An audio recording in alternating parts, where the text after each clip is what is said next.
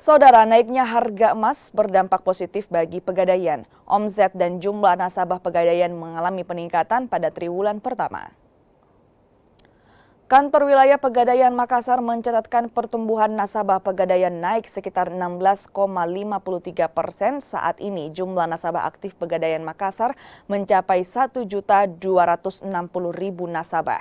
Selain berdampak pada kenaikan nasabah, naiknya harga emas juga diikuti tren positif. Naiknya laba Pegadaian sekitar 0,25% atau di kisaran 273 miliar rupiah.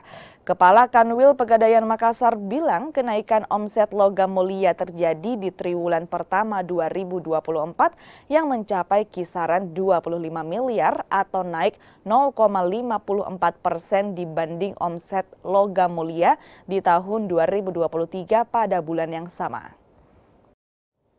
Sepertinya masyarakat sudah terliterasi dengan baik saat ini tentang produk emas, sehingga ketika harga naik, emas merupakan salah satu instrumen investasi menarik bagi mereka. Menarik bagi mereka 16,53% kami naik dari tahun lalu. Kalau laba juga sudah bisa dilihat, laba kami meningkat 0,25%, 273 miliar. Ya, labanya memang sedikit naiknya karena kemarin kami keluar biaya yang agak besar, yaitu adanya jasa produksi yang harus dibayar ke karyawan. Jadi memang seperti itu biasanya di triwulan awal.